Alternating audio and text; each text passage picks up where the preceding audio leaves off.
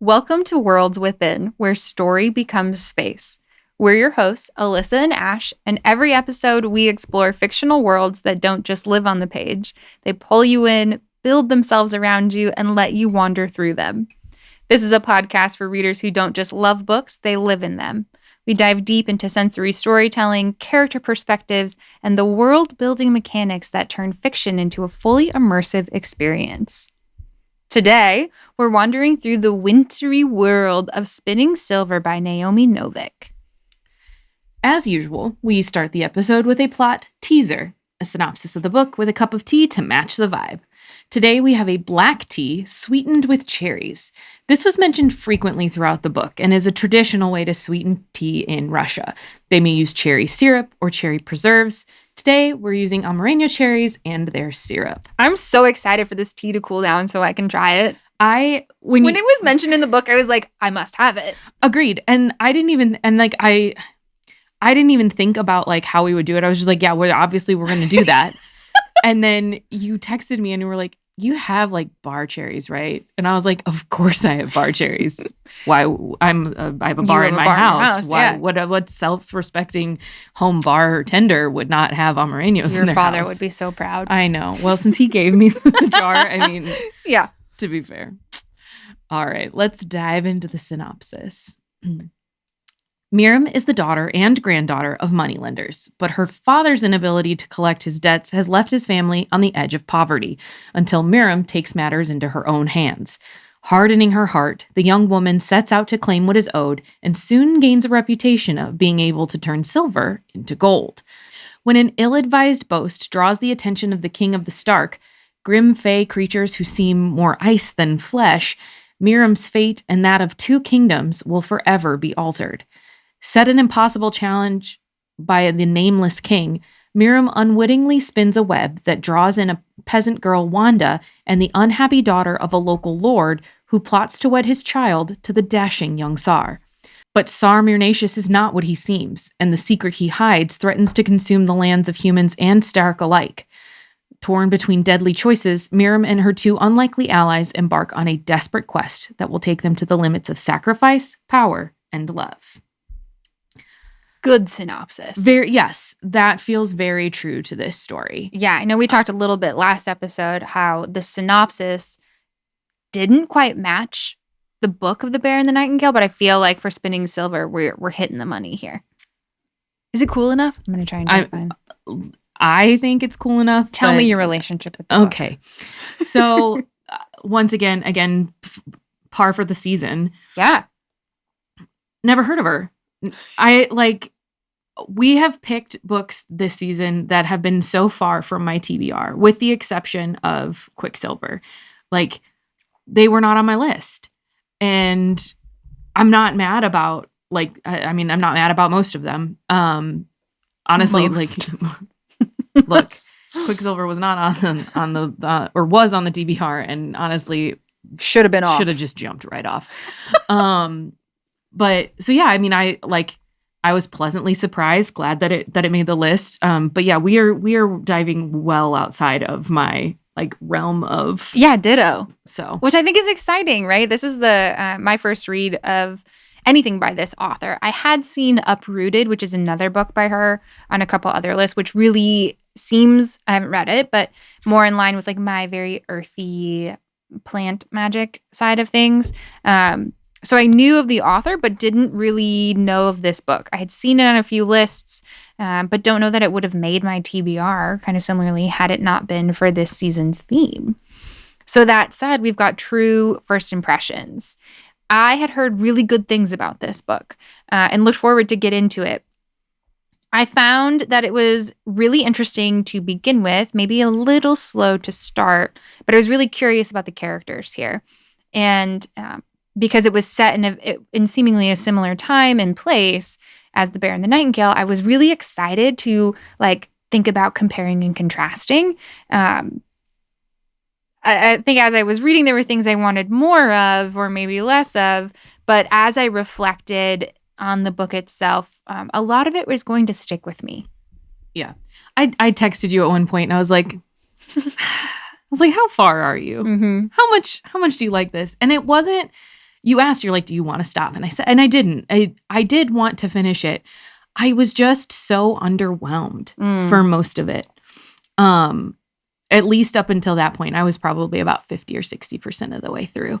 And I was like, I think part of the problem was reading it back to back. It was very, very familiar or close to Bear and the Nightingale in some of the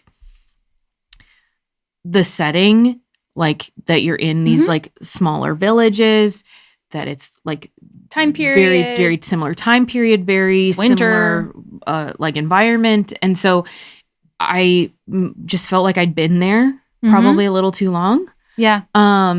And I think that we will talk more about this, but there was a lot of things. I think that this book could have been condensed a little bit. There was things that I was like, okay, okay, we're going to keep going. And so, but we both said, looking back, ultimately I enjoyed it. There was just it was in the going, I was like, can we just get there? But once I got there, I was like, oh, that was good. That was all right. Yeah, I like that. Yeah. It did kind of lull in the middle there for a while. Yeah. As we move into talking about the world building mechanics, I think something that is really crucial to discuss is that this did start as a short story. And she expanded it into a feature length. Okay. But it did start as a short story. So I wonder if it suffered a little bit because it probably felt really full as a short story. And when we try to extend it out to something full length, maybe some of that magic is lost. And that's where we felt that lull in the middle. Or maybe that there were things added to extend and to create that maybe could have had more intention. Yes. We'll say. Something I did like about this book and this world is that it is another fairy tale retelling, right? It is structurally a fairy tale, but without a ton of whimsy. Where Emily Wilde was very whimsical in a lot of ways, this is not. This is kind of just harsh and to the point. But this is a fairy tale retelling of Rumplestiltskin, right? That's the structure behind the story of spinning something into gold and possible bargains of winning, and right? the relevance of gaining the name. Yes, completely. It's different though. Nettle and Bone was also fairy tale retellings where it was difficult to fully trace back to any singular story. This is distinctly. You read it and you're like, oh yeah, no, I know this story. But I will say that there were other, and now they're escaping me, but there were elements of other fairy tales that wove themselves in. And when you talk about having expanded from a short story to a full novel, I wonder if those elements were brought in to feature. Supplement the original story. For what it's worth, I really like this tea. And I think I'm going to sweeten everything with cherries now. I just took a sip and I was like, oh, this is good. Costco Amarillo cherries. Nice. 10 out of 10. Another thing that's 10 out of 10 is the number of bargains. That was a horrible segue, but holy guacamole. So many bargains and promises throughout this book that are not whimsical. They are very straightforward. And the mortals understand the importance of language, right, in these bargains. And all of them have very big consequences. They have those bargains with the Stark of yes, I will, spin this into gold for you if you will answer these questions. Or there's even one with the fire demon. There's a bargain there. Or even Miriam's family. When you are a moneylender, you're entering into a bargain, into a promise that has to be kept. Well, and I think it's interesting because obviously when you're dealing with these supernatural components of Chernobog and the Stark King, there is a magical component compelling you to maintain. But as we see, there is no compulsion to maintain those bargains between mortals. Right. Which is how this whole thing starts, is that they're not compelled. They see that her family is starving and her mother is dying. Yeah. And they do nothing. Yeah. And she is forced to force their hand. I love Miriam's strength. I We'll do get to too. it. We'll get to it. But everything is counted, right? Yes. Everything is counted. Miriam keeps her books really clean. And for those of you in the know, Ash is a former bookkeeper, but very, very into the finances of it all. And so she loves a clean book. When they were describing her ledger, I was like, yes, give it to me. let but me teach even you like Excel. the number of questions, right? All of the debts, the words are all counted. Things are very specific in this book. And I liked that. I liked it. Maybe it felt tedious while I was reading because it did feel kind of this is a hot take. I feel like in ACOTAR, where we got pages and pages of Moonlight on Roses, there were times where it's like pages of pages on balancing the books. And I was like, got it. People owe you money. Let's keep it moving. But I really liked that everything was counted. And even at the end, Miriam is like, I've asked 2 questions. I only have 1 left. So I need to be really careful with what I ask here. Yes. But like where there was a lot of calculation in a lot of things, I think it's also interesting how like there were several times where people were like, you don't understand what you're doing. Yeah. And when she says like, okay, in exchange for my services, you must answer these questions, and they negotiate on how many that is, right? But then no one else will answer questions because she's put a value on them. Yes. And it's so like, again, my inner like finance person was just like, how do I balance that sheet? nothing has value until you assign it. Yeah. And then you assign that value, and then you have to hope that the market holds. You also have to hope that you have to expect that some people are not going to pay that. And I thought that was such a fascinating aspect of these bargains, in that there is the intentionality, but like there's still these consequences that you just can't foresee necessarily. Yeah. They're not all laid out in the open at the start. What I also liked here with our bargains is Miriam has the wit and the wherewithal to say like, okay, I agreed. I entered this bargain to turn all of the silver in these rooms, in these stock rooms, into gold so that she can go to her cousin's wedding. But she's like, but if the silver's not in the room, I don't have to change it. And so she has her friends, right? The ones that she named, which such value there, and then says thank you to. And they're like, what? You just said thank you? That is crazy. That's not how this works. Right. But she's like, I'm just going to have them take the silver out of the rooms and make my life a little bit easier, because she's still upholding her end of the bargain, but she has seemingly outsmarted the Stark King, which is so nice because you see these bobos in Quicksilver who are Fae themselves, right? He flips the coin and it must land on the ground and it gets snatched out of the air. And you would think Sir Kingfisher would have figured that out because he is Fae. Miriam could show them a thing or two. Yeah. And I love how, like, obviously I hate that he was so dismissive of her, that the king was so dismissive of her because she's human. Some mortal girl. Well, some mortal girl. But I love the pin drop moment of like, holy F. Yeah.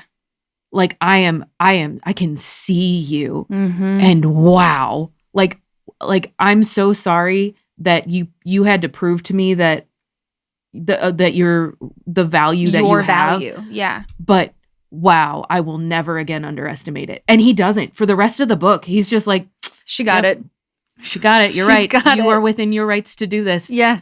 I insulted you multiple times. Yep. You've now, and also you've made me thrice a liar or something, he says. But the importance of 3, because which is like a classic Fae trope, too, which I love to see. Yeah, there was a lot of like classic things pulled in different ways. I really did, again, like looking back, I'm like, yeah, like this was really well done, right? Like I wish I had felt that while I was reading it. Something else I loved, which felt like such a departure for me, was we have Fae and elves that aren't hot guys. And I liked that. I liked them being just like these mostly ice creatures who are kind of scary, right? Like, unfortunately, I could only picture the Stark King as the snow miser. But I just really, this is a poll quote. I'm tripping over my words, y'all. The Stark didn't look so terribly strange at first, and that was what made him truly terrible. And he's described later as like his face is just shifting the way that you look at him, like you're looking at it through ice. And I just really loved that he wasn't this hot shadow daddy. Well, and there was literally zero romance in any of this until the very end. And then I was not, I was like, very Hallmark ending to me. It did feel very Hallmark ending. Because on both accounts, both with Irina and with Miriam, it was just like, you're just tight. Like, you're just wrapping this up in a bow. And I didn't need that. And the cheesy last line.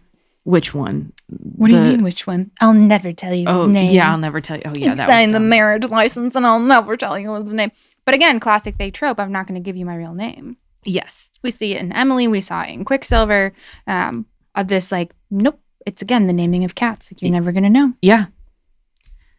So we've got that this has fairy tale structure, quite a few bargains in here with consequences. And then similar to what we saw in The Bear and the Nightingale is we have a grounded cultural history. What is added here is that Miriam's family is Jewish. And I really loved that aspect to it because we get more cultural nods and understanding and heritage throughout this book that we didn't get in The Bear and the Nightingale.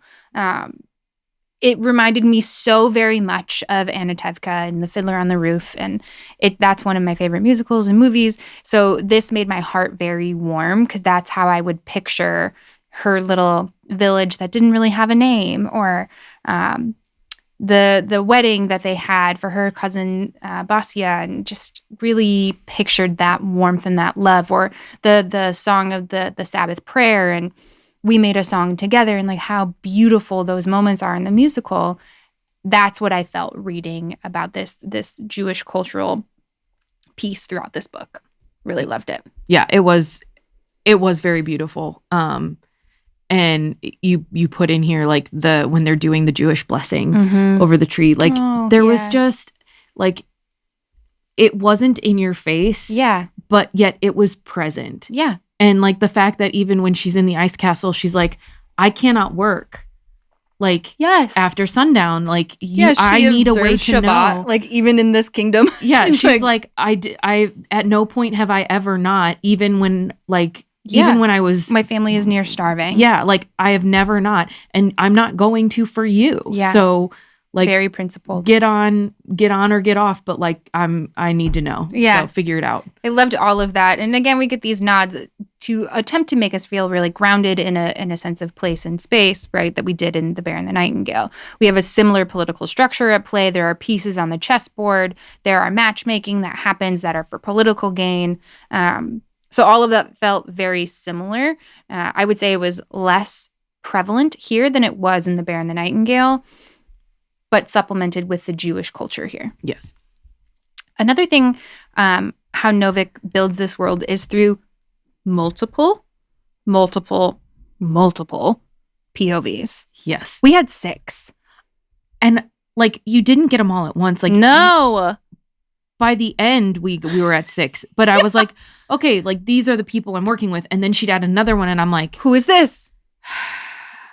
Who are we talking about now? Where am I? What, like this person wasn't here, but this doesn't make sense. But they were here, but they were talking. Oh, yeah. It's the other person that was in the room that I haven't heard from yet. And dear listeners, in this book, there is no like chapter title or any indication that you've switched POV other than a page break.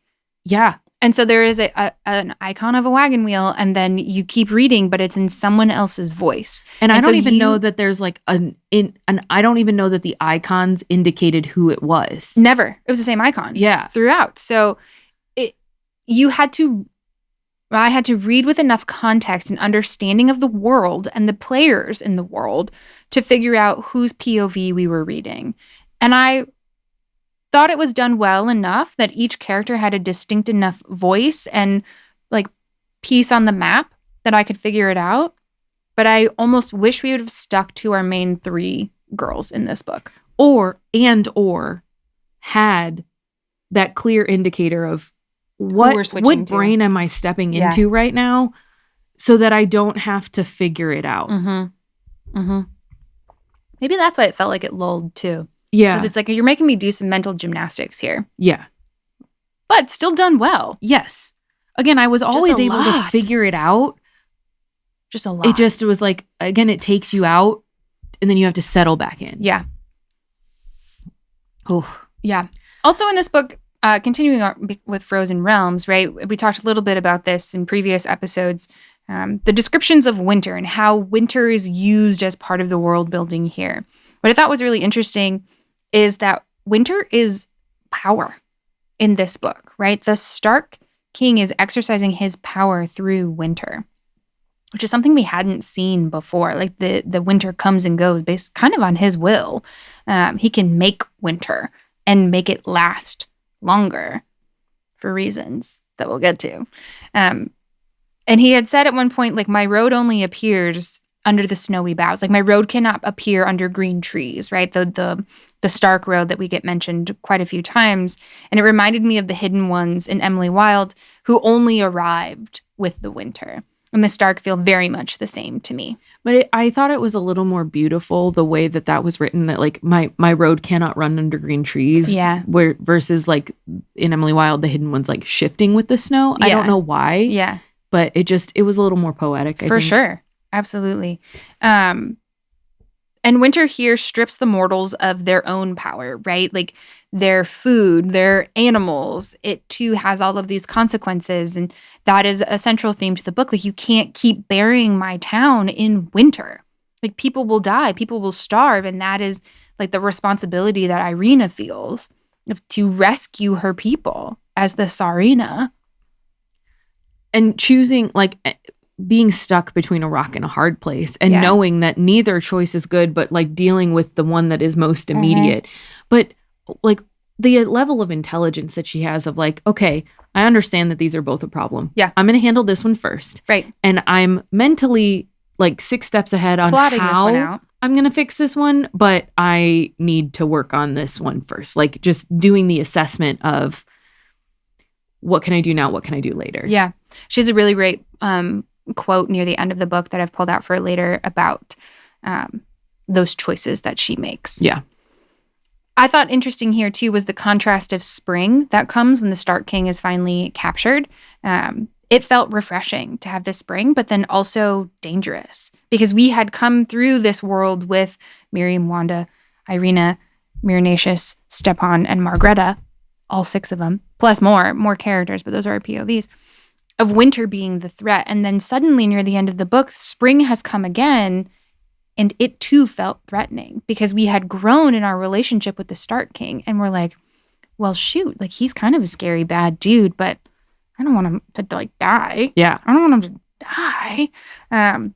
Like the warm wind that the Stark King feels right in that little house, and he knows that Chernobog is in his kingdom. And it's like, oh no, like the stakes are still really high. Well, and obviously like the reason that Miriam feels so much guilt about it is like whatever his actions were and whatever his decisions were, there were innocent people, innocent children who were going to suffer, that she named. She gave a Hebrew name too.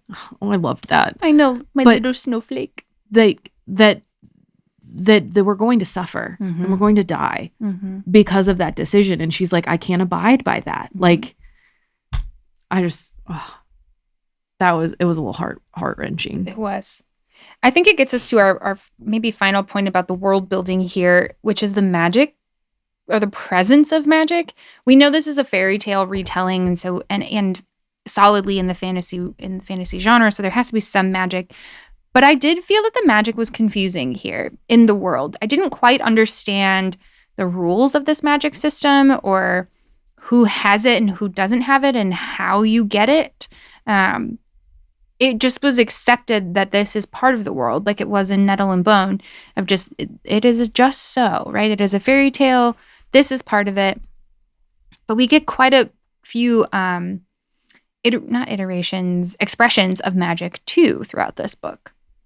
I don't know. I was a little confused by it. Well, I mean, because you've got the Stark magic, which is elemental and feels very true to like a fae-based magic.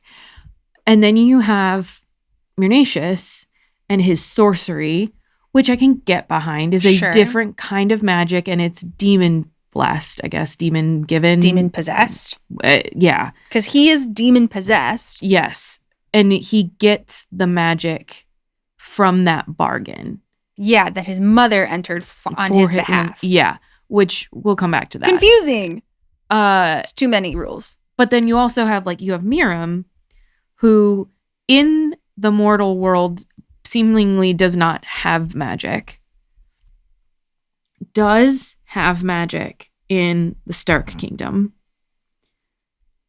But then when she comes back, has a moment of magic, but only when interacting with the Stark Silver. Yeah.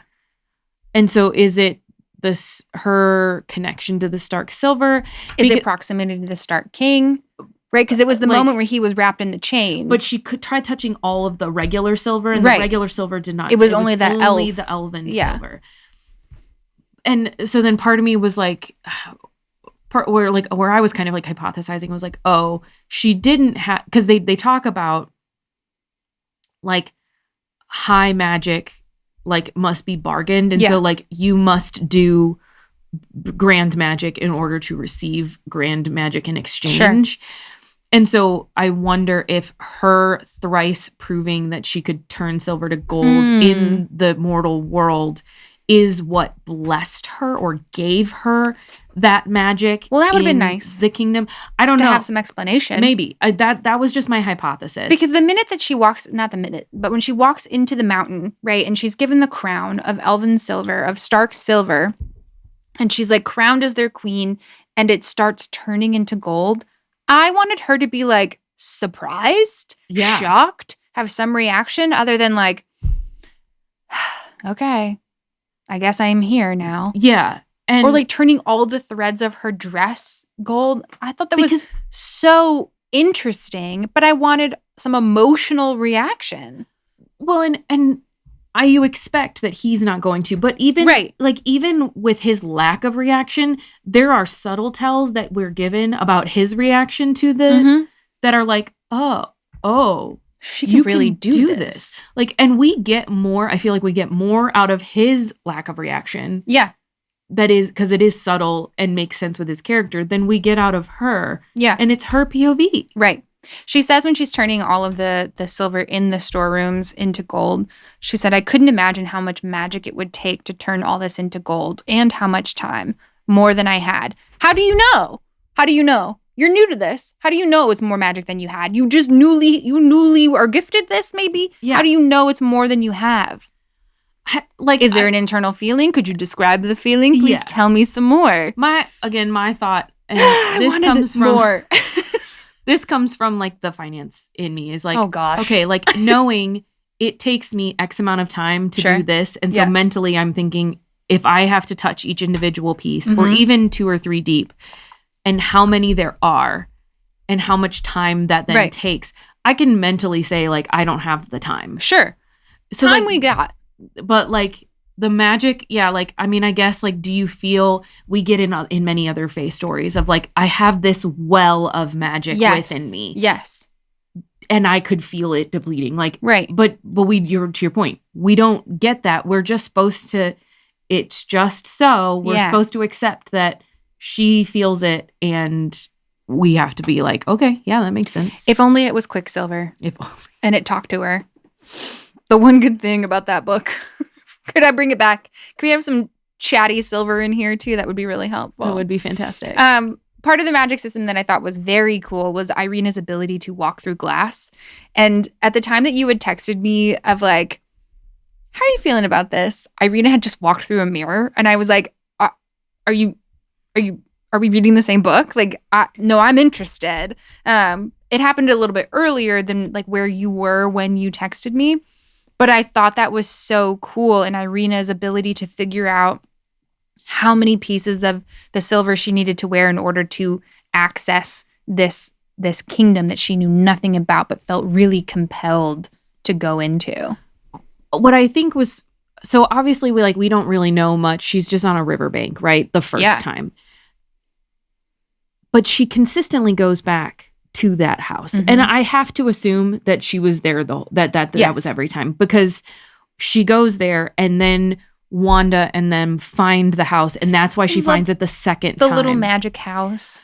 And I loved that house. Mm-hmm. I thought it was fascinating. Mm-hmm. Like the duality of like it existing in both realms, but things being accessed in both realms. Yes. And so like making extra porridge so that I loved that. I think was probably for me the saving grace of this book. Like when I was like bored, was I loved that house. We've got a thing for houses. We do have a We thing talked for about houses. Morosco's house in The Bear and the Nightingale too, and how it was like if you looked at it just the right way, it would disappear or really not be there. And this house with its own magic and a sense of like coziness to it. Yeah. Really liked that.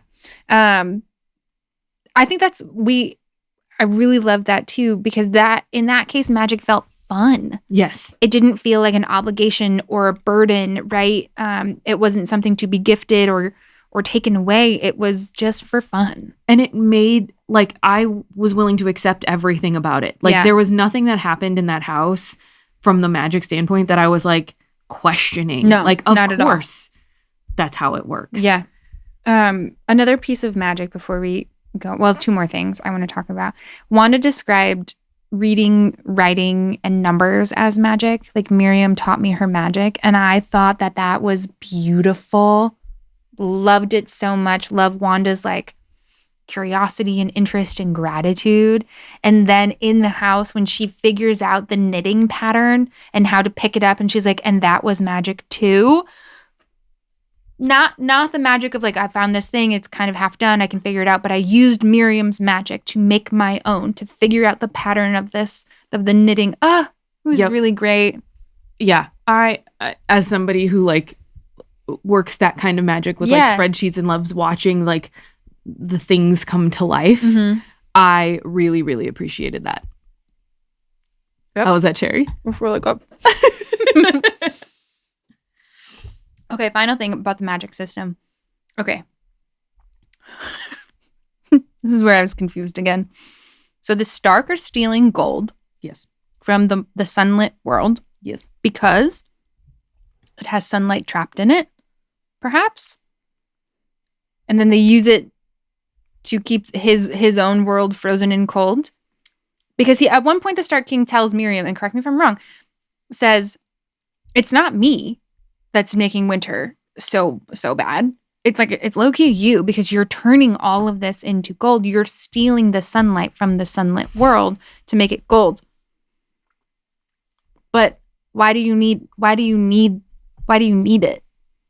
Help me understand, Stark King. So conceptually, I understood that like there was something about the waterfall and needing it to freeze, and there was a crack in the mountain, and you lost me.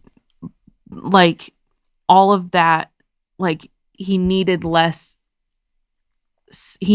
winter to freeze that, mm-hmm. to protect his kingdom. Mm-hmm. Okay, cool. But I also did not understand. Like, I get that the gold is sunlight. Okay. But, like, obviously there's regular silver and then there's Stark silver. Right. So, like, and then when she turns all of the silver into gold at the end, it unleashes the sunlight because it's in the water. Or because it needed to just defeat the Chernobog. Things got muddy. Things got very muddy. And I didn't really understand. Yeah. Like, I didn't understand any of that. Yeah. So I think the magic system, while some of it was really fun and beautiful, a lot of it was still obligation and burden. All of it maybe was confusing. Yes. But it was okay. So you talked about the world building here. We talked about the magic system, winter being used as power, the multiple POVs, the introduction and use of Jewish culture throughout this to give us something very grounded, all working within a fairy tale structure. There's a little bit of sensory immersion we can talk through, though, too, if you'd like to move. Yeah. All right, let's do it.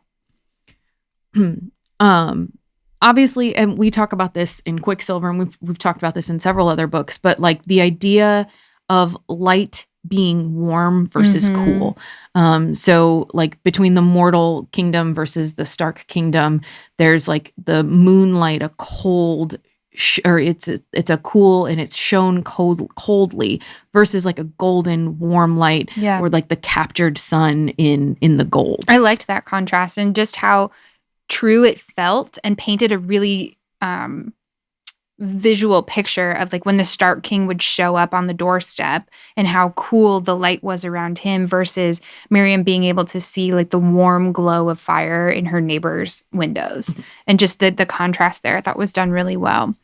We get lots of wind descriptions here. Wind is a part of the winter, right? It is a knife wind, a shimmer of colder wind trying to press against me or pierce through my skin, right? Even wind that has sound. There was a sound of wind through the white leaves, like a long, deep sighing. Just really done very well, I think, throughout. And with that cold wind, we also get some smells. So the air was full of a bitter cold that left a sharp, biting feeling in my nostrils with nothing warm or alive in it, not even any smell of earth or rotting leaves. Yeah, and just like that damp smell that you miss. Yeah. That kind of comes back during spring.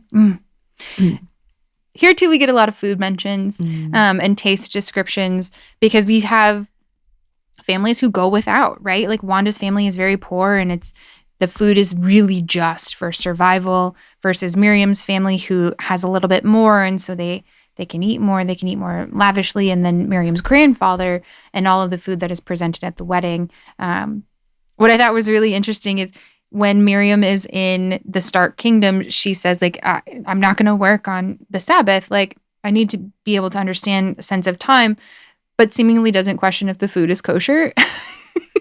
Maybe she just assumes that it is. But there's no question of it, right? When she's served this food.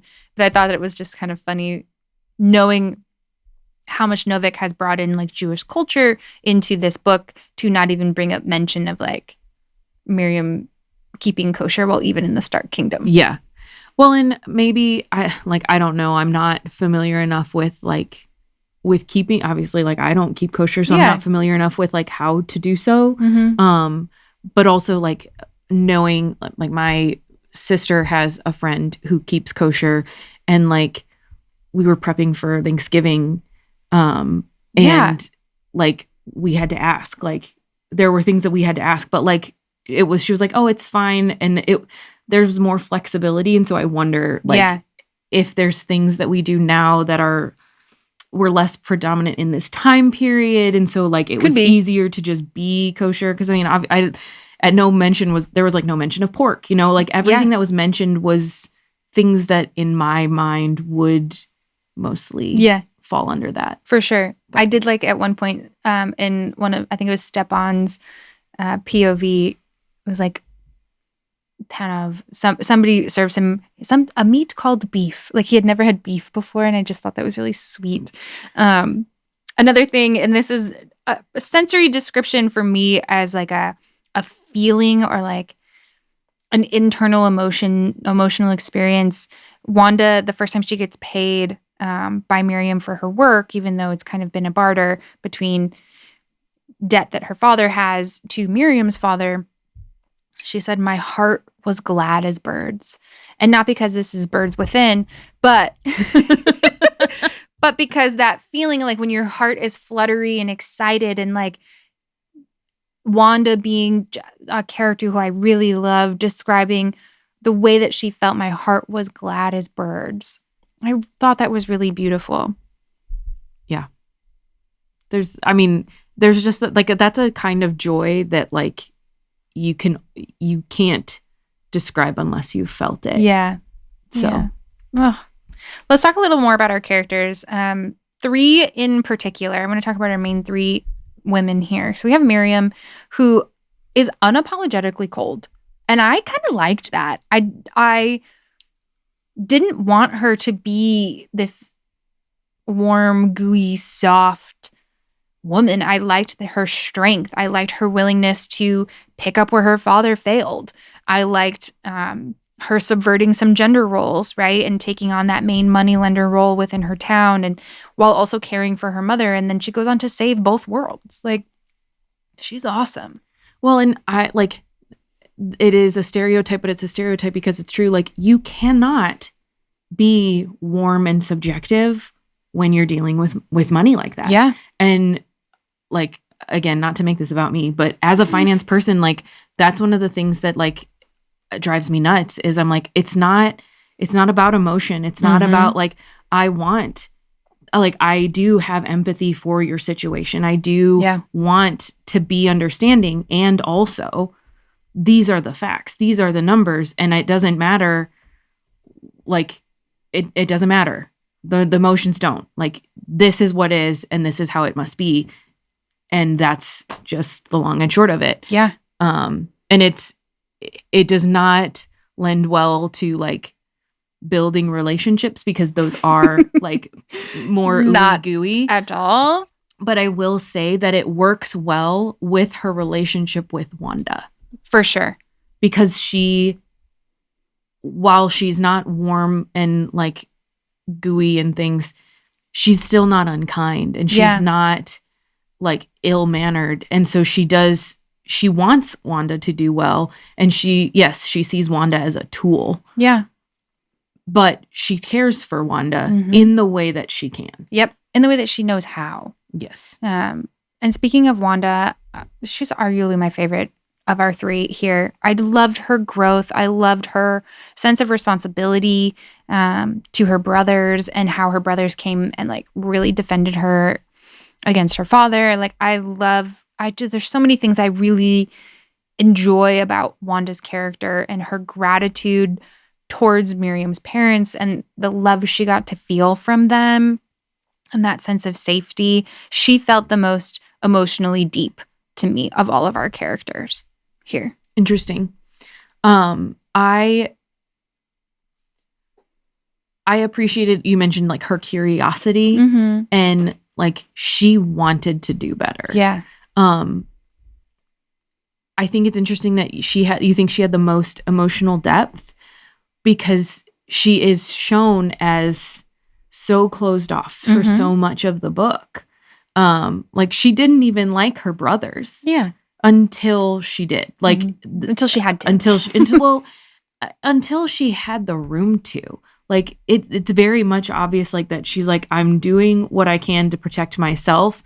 And then once she felt like a little bit secure in that, she was able to let her walls down. Yeah, and like, how do I get some safety for Sergei and get him to take care of the goat so that he can also get paid? And then how do we loop Stepan into this and like send him to Miriam's parents so we can escape? And I just think when you're fed and when you're a sense of safety, right? It's Maslow's hierarchy of needs. She can't get there emotionally at this sense of belonging or without fulfilling those base level needs. And by working with Miriam and her family, that's how she fulfilled those base level needs. But she also still honestly has a lot of the same coldness that Miriam has, because like, one, she has to, but also like she kind of takes her cue from Miriam in a lot of ways. And so it's like, okay, it's very matter of fact. This is the way things are. This is what we have to do to accomplish these things. This is how much time we have. Like, it's eldest daughter. very, very eldest daughter coded. And then finally, I want to talk a little bit about Irina, who is very resourceful and she's very smart and she knows how to move the pieces on the chessboard and also has a sense of like wanting to prove herself, right? She's been kind of shut up in this tower in the highest room by her father because she wasn't pretty enough, right? She wasn't going to be the gift to some high-born man that her father wanted her to be. And I love that she had this little touch of magic to her and she was really powerful in that quiet way. But she also felt a little hollow to me. Yeah. A little one note. That's fair. But I do appreciate that like she was intelligent. And while her father didn't appreciate that on the front end because no woman offers value in that way in a marriage, as soon as she was already in a marriage and she was able to utilize that, he was like, all right, I respect what you're doing and you have my support. I thought that was, again, fantastic. Seeing like very good a male figure acknowledge and respect what a female character offers in a time when that's not normally accepted. Yeah. The poll quote I had mentioned earlier from Irina, because you said like she was making choices of like, which problem do I solve first? And while I'm solving this one, I'm plotting how to solve the next one. She says, but the world I wanted wasn't the world I lived in. And if I would do nothing until I could repair every terrible thing at once, I would do nothing forever. That was beautiful. Such a good reminder too, right? Like for all of us, like the world you want is maybe not the world that you live in, but if you wait for all of the pieces to fall into place before taking action, you're going to be waiting forever. Yeah. Really loved it. Yeah. Again, I do think while she may have been emotionally shallow, I think she had probably the most intelligence of all three. And all three were arguably intelligent in their way. Absolutely. I think it's interesting that all three of them lost their mothers. Or, well, Miriam didn't lose her mother. Miriam almost lost her mother. But both Wanda and Irina lost their mothers young. And again, Miriam almost did. And so the idea of like not having that figure, but then even for Miriam, like her mother was kind of seemed shallow. Like that their relationship, like she saved her mother, but then her mother seemed ungrateful for it. And so there was this wedge between them until she was getting ready to be like taken. Yeah. And so like to not have that close bond, I think is interesting in how it shaped our three main characters. For sure. Another poll quote, speaking of Miriam, I love this, like the snarkiness here. She said, I was bringing a Stark king as a wedding guest and hoping to kill him in the midst of the festivities. My clothes would be the least of it. She's like, guys, I got bigger things going on than like what gown I'm going to wear. Yeah. It just tells you like who she is as a person. Should we do portal moments? I think it is time. Okay. So at the end of every episode, we will talk about our peak portal moment, the moment in the book where we felt most immersed, where the world felt biggest and realest, and where it took up the most space. So for me, it was when Sergei and Wanda find the little cottage and they're like exploring and they're making things and they find the potatoes and she starts making the broth. Yeah. And I think for me, it was one, because I loved every scene that was in that cabin. If I could pick a place to live in this book, it was that cabin. I loved the magic of it. I loved the security that it brought. But also, after reading Bear and the Nightingale, I was like, I need to make some soup. And so I bought a rotisserie chicken and I made a homemade broth. Make some potato soup. And so, I did a homemade chicken broth. Nice. And I put some veggie scraps in it and stuff. And then when it was done, I just put it in the fridge or whatever. But then when I was ready to eat it, I added potatoes and some egg noodles. And I was just sitting on the couch. Cozy with my soup and my Thinking book. And I was reading that chapter and I was just it was a very fully immersed. It really was a fully immersed moment because they were making and eating the soup and I had just made and was eating my soup and I had crusty bread that I was sopping up the broth with, and it just felt very real for me in that moment. Yeah. I even loved in small ways, they even made bargains with each other too, right? Saying how many days could we stay here? Well, if we're going to stay here, we should leave it better than we found it. So we should fix this chair. And by the way, we should also fix the mattress. Okay, so we'll stay a few more days until these small bargains throughout the book that you see over and over and over again, even in something as cozy and non-threatening as this cottage. Yeah. For me, I am going to go with Stepan's POV of Basia's wedding and the gentleness by which Miriam's mom comes to him when he's scared of all the sound because they live in a small village and it's so loud and there's so much music and there's so much it's just big, right? It's big sound, and she comes to him with like, here, put this warm wax in your ears and come downstairs and like enjoy this with us. And then Miriam and the Stark King show up and they join in the hora and everybody's dancing and there's so much energy and love and hope. And at some point, like Stepan describes, like everybody, like Miriam and the Stark King had joined the circle and suddenly they're not in this house anymore. They are in the forest, right? The ceiling had gone away and he says, the stars that I could see were not the stars of spring. They were winter stars because they were too bright. And really being transported in something so joyful was beautiful to me. And I was like, I just loved it being told through our youngest character's eyes. Really pulled me into that moment and dancing the horror and wanting to be in this magical transportative moment where things kind of fall away and you're just present fully in that moment. Yeah, I think that whole scene was just so beautifully written because, like, like, I mean, we've all had those moments where we're in something that it like just feels bigger than ourselves, but we feel super connected. Yeah. And I think that's what we get. Also, just kind of hearkening back, talking of bargains, that she promised to dance at her cousin's wedding. Yeah. And that like that even though, again, there's nothing magical compelling her to keep that she tells the Stark King, and he's like, okay, well, you're going to be an oath breaker if you don't, like, you have to bargain with me to make this happen. Yeah.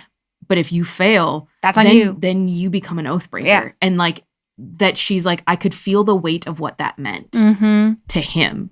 And then they show up. I had it highlighted. It'll take me a minute to find it, but they show up and it's like, we're here out of obligation. Like, we're here for a dance, but also out of obligation. Like, don't worry about it. That's why we're here. Don't freak out. We're here because my lady made a promise to dance. Yeah, like, exactly. That's why we're here. Yeah. And it's so matter of fact, right? The directness of it. But I think that is a wrap on this episode of Worlds Within, where story becomes space. Before we go, let's give Spinning Silver our immersion rating. I'm going to let you go first this time. So I have to go with a 6 again. And I hate that. But there were so many moments where I thought we were getting to a climax and then a wrap up. And then I realized that we had so much more of the book to go. Mm-hmm. And there was, I think, the confusion of the many, many POVs and the the lack of clarity of who it was. Like, I had to guess. Yeah. And like figure it out. I was able to figure it out, but it took me out every single time because it wasn't clear. And so unfortunately I have to give it a 6 for that. There were so many good things about it. Yeah. But those two things were just really big. Yep. I'm right there with you. I think a 6 out of 10 is where I fall to for immersion rating, because I found myself, like, my mind wandering as I was reading because I wasn't immersed in the world. Yeah. It didn't feel big, true, all-encompassing, like dropped in. I never felt like I arrived anywhere. I was a little confused kind of throughout. I loved so much of this book, like from an enjoyment standpoint. Ash just made direct eye contact with me while putting a cherry in her mouth while I'm trying to do something really poetic. So, sorry. But they're really good cherries, so I don't fault you for that. But yeah, when I think about immersion, I think there were, more often than not, I was not immersed in the world. Yeah. Even though there were things I really enjoyed about this book. I think we had said something very similar about In the Veins of the Drowning too, where we enjoyed, like, on vibes, like, the book was good. Mm-hmm. But when we think about the world building, which is the thesis here for Worlds Within, it was just lacking in a lot of. Well, and I think that's why, like, when we were talking, we're like looking back, we're like, we enjoyed the book. I think that's what it is. That's exactly what it is. It's like when we were reading, we were reading for the pod. Yeah. And so, like, we're reading for that immersion thing and we weren't getting it. But then you look back and you're like, well, no, I enjoyed. But the book was good. The book was good. Yeah. I'll still think about it. I will say that my immersion moment, my portal moment, was the only point at which I felt in the book. Yeah, I struggled to identify a portal moment. And Truthfully. I think, honestly, the only reason I could say it with any certainty was because I was eating my own soup. You were well fed. I was well fed. You were a happy domovoi. I was a happy domovoi. Well, thanks for venturing into the glittering cold of spinning silver with us, a world where nothing is free, winter is power, and magic keeps receipts. Mm-hmm. From ruthless bargains to quiet, defiant heroines who refuse the roles assigned to them, this story reminded us that survival itself can be an act of rebellion. Next time, we're closing out our Frozen Realms season with a surprise reveal.